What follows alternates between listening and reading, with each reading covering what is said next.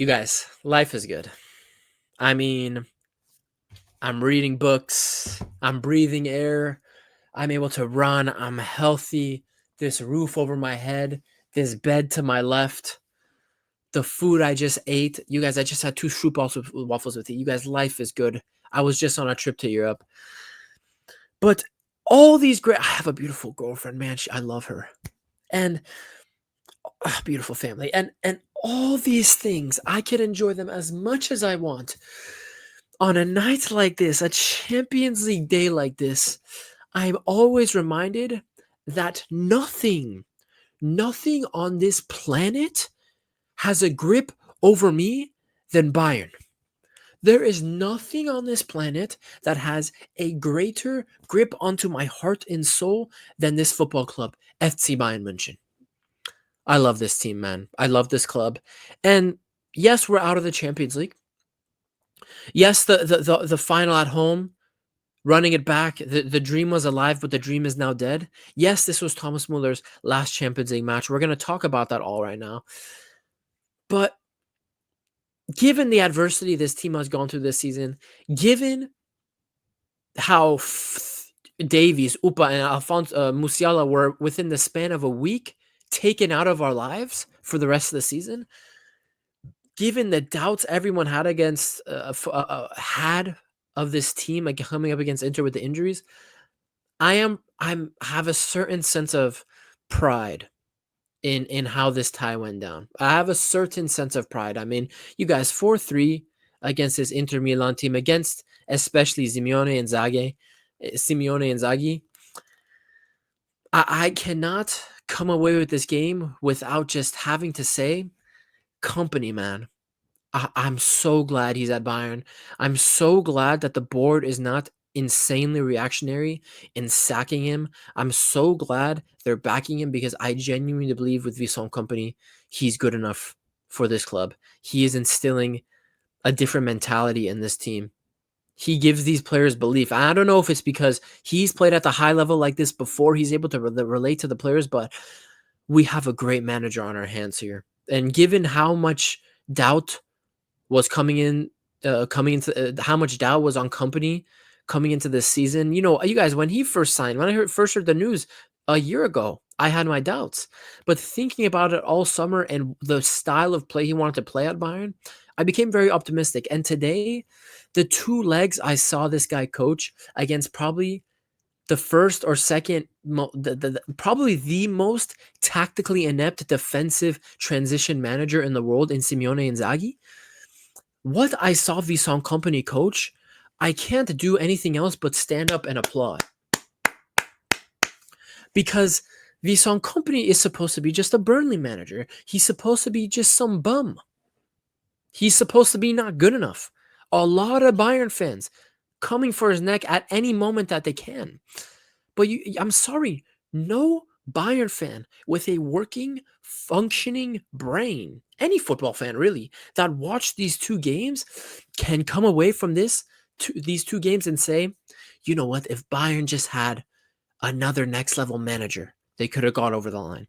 That is the furthest thing from the issue with this tie, and that gives me a lot of hope for the future of Bayern going into the summer window, going into next season, the next couple of seasons. This gives me a lot of hope because I'm fully convinced with Vincent Kompany now after these 2 ties. I'm fully convinced. After what I saw against Leverkusen and after what he did with a depleted team, a team low on confidence against this Inter Milan team, I just have to applaud it. So Vincent Kompany, respect, and I'm happy that you're our manager. Let's ride. Let's get to work this summer and let's run it back next year. Let's run it back. But on the same note, relating to Kompany, the players, notably the attack, absolutely failed Vincent Kompany. Vincent Kompany sent his team out there across 2 games against Inter, across 180 minutes of football. He sent them out there with a winning match plan, winning substitutions, winning mentality. He sent them out there with all the tools to succeed. And the players failed. The players failed Vincent Kompany, man. The players failed. I'm mostly blaming the attack, but even on the defensive side of things, the players failed Vincent Kompany, man. It's just disappointing because this could have been really one of Vincent Kompany's announcement games to Europe. Like, hey, I'm not a Frank Lampard. I'm not a Steven Gerrard. I'm not these bum players that try to be managers and fail. He's the real deal. And the players today, they failed. Oh, across two legs, really, not just today. The players over two legs failed Vincent Kompany because I look at that first leg, 5, 6 big chances missed. All right, cool. We lost 2-1. Let's focus on this game. Again, you guys, that first half, the amount of times we threatened the goal, the amount of times we were in excellent opportunities to score a goal, the amount of times we were one pass away, one moment of composure away from putting that ball in the back of the net. What else is Vincent Kompany supposed to do? We dominated the Inter attack all of first half. We dominated the midfield all of first half. And the attack was cutting Inter open. And again, we cannot put the chances away. Now, I think 70% of that is due to Bayern's our attack's lack of composure.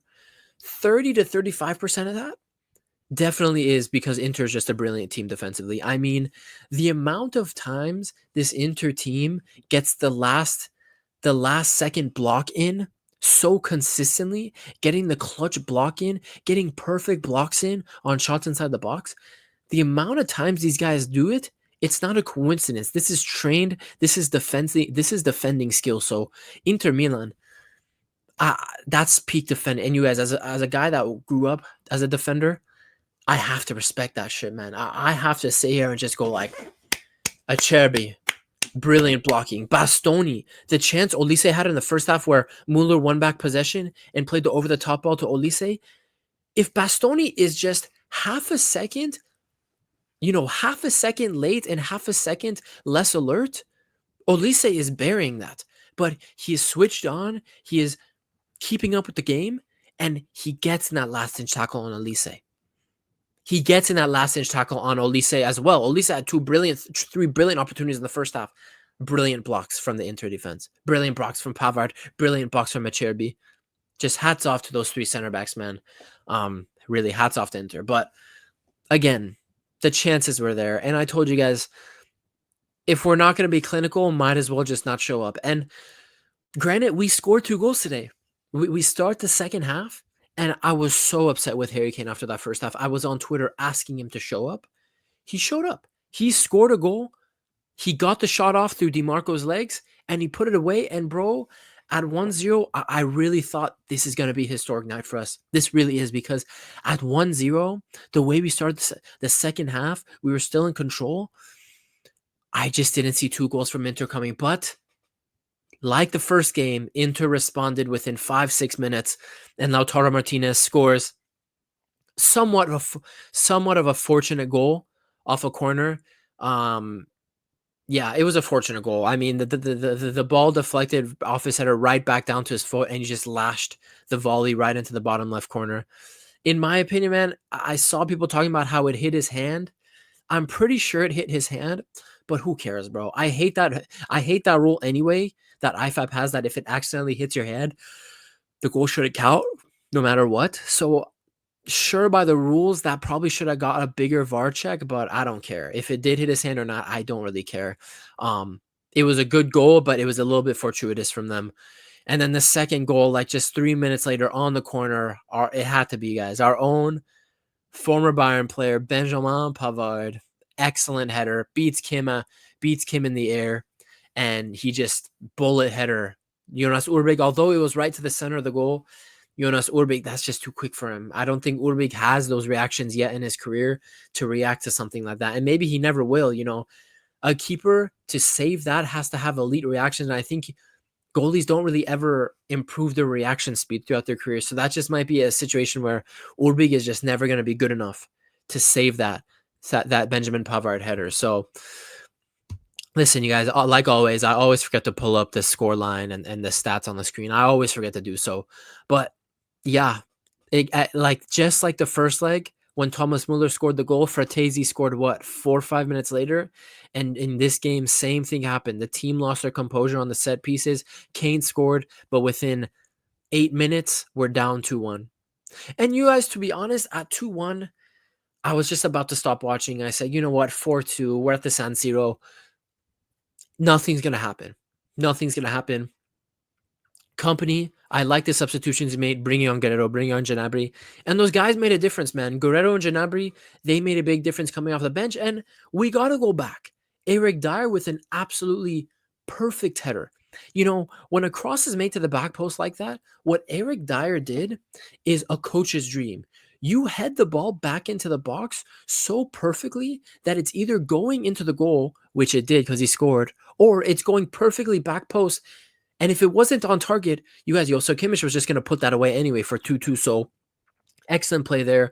I like the quick corner from Olise. Gnabry was open, and the delivery from Gnabry was very good to pick out Dyer. So good on him for having that kind of impact off the bench. But you know, at 2-2, guys, in the 76th minute, with momentum on our side, we had the chances, bro, to take it to extra time. Thomas Müller, Gnabry, Kane had another chance.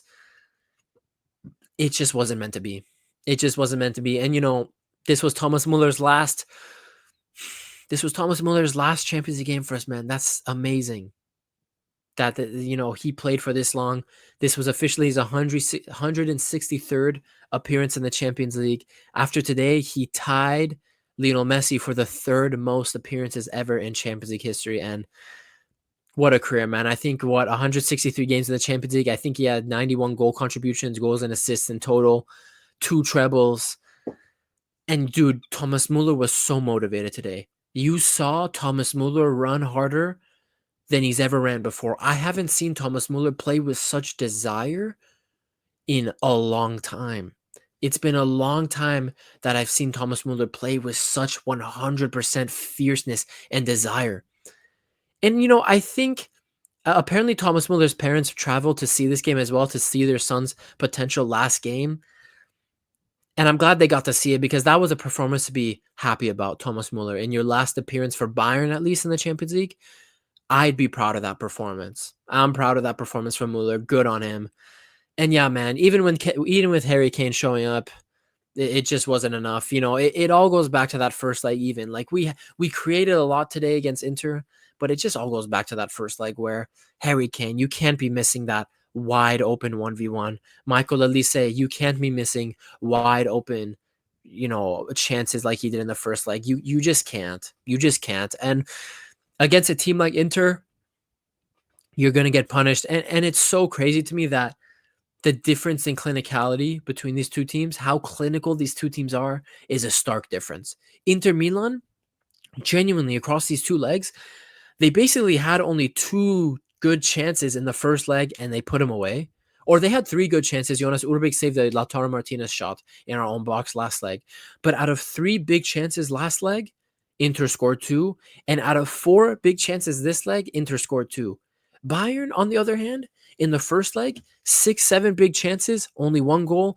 And Bayern today, with the amount of chances they created, the amount of time and moments they had in Inter's box, 2 goals, you know, is a good return, but it just is what it is. Like I said in the Dortmund post-match reaction, I'm not going to sit here and slander the defense. I'm not going to sit here and go on a whole spiel about the defense. The fact of the matter is we lost our 2 best defenders of the season. We had very little time to adjust. And if we're looking at the back line that played against Inter these last 2 games, Leimer is the only fit and starting defender that played for us in the back line.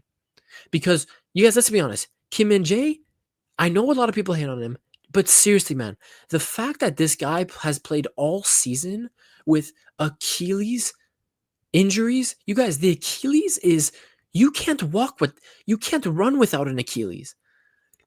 You can't play sports without the Achilles isn't the ACL where you could recover without surgery. The Achilles is the big tendon where your heel is connecting to, you know, the big tendon behind your heel. So respect to Kim he was not fit. He hasn't been fit. Eric Dyer is the rotation for Upamecano, and Yusuf Stanisic wasn't a starter all season. So I'm looking at the defense, and I wasn't expecting clean sheets. I wasn't expecting dominant defensive masterclasses. I expected Inter to score. What I really needed to happen was the attack to deliver, and they didn't. And for that, man, the players failed. Vincent Kompany, Thomas Müller was let down in his last match. And you know, Thomas Müller had his moments too. Thomas Müller could have scored a goal or two today as well. It just wasn't meant to be. It just wasn't meant to be. Now, we're going to see what happens in the summer. I'm going to make videos soon about, you know, Bayern, buy, keep, sell kind of thing. Tier list. No, I'm gonna do a Bayern keeper sell tier list around the end of the season. I'm gonna do a top Bayern transfer targets, whatever, you know, and I'm gonna do a grading every player Bayern at the end of the season. So when we get to those videos, we'll talk more about what I want to see in the summer, who I want to see go, who I want to see potentially come in. But today, man, I'm just gonna give it a rest. I'm not gonna say get Goretzka out of my club, get Zane, get Gnabry, get Coman out of my. Today is just not the day for that, man. It was a tough. It's a cool way to go out when your team is so depleted with injuries. When you lose you guys. The frustrating thing for me, man, is I know Musiala would have cooked these two games. I know Musiala would have had two fantastic games against this Inter team. But we don't get to see it. That's so frustrating, man. But with the, you know, all in all, man, I'm done doing the post match ratings for the rest of the season. It doesn't matter. I wasn't even consistent with it anyway. With the injuries we had, with the amount of doubt going into this game around Bayern, around Kompany, is he good enough? Can he tactically keep up with the rest of these top managers? I think the things we learned from this team is that there is a sort of mentality here. With all the injuries, these guys still showed up and had two brilliant performances, really. On paper, two brilliant performances. Finishing wise, not so much. But they took this Inter team, who a lot of people are saying could win the Champions League and be a trouble winning team. It was 4-3. And we were missing three of our two best defenders and probably our best, most consistent attacking player this season in Jamal Musiala. So I'm proud. It's such a weird thing to say, losing, because we're Bayern and our standards should be high. But given the context of the season, given the context of the last month, I'm proud of what this team did over two legs. Yes, I'm frustrated with the finishing. Yes, I know that with just two or three of the big chances we created converted, we're going to the semifinal. You just have to swallow it at the end. You just have to bite your tongue and keep your mouth shut and stay humble and come back next season.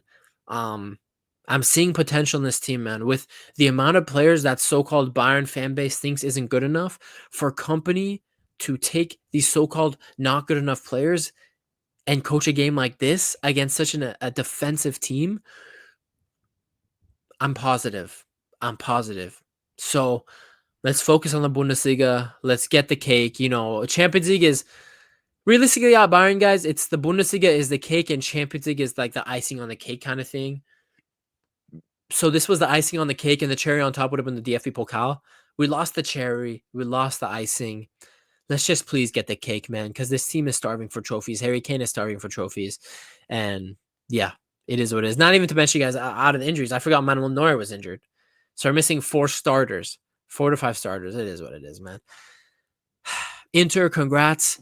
When I'm looking at Inter, I'm going to make a video with things we learned about each things we learned about the quarterfinals. So I won't go into it too much, but I'm looking at this Inter team and the amount of chances we created.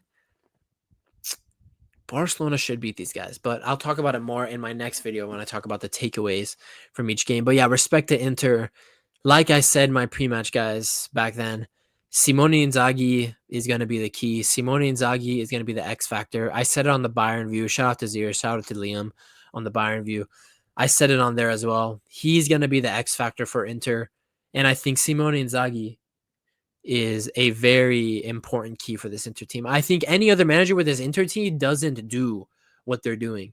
but Inzaghi just has this team well-oiled in defense. And, I forgot to mention, Lautaro Martinez, they're clinical, and Lautaro Martinez, a goal in both legs.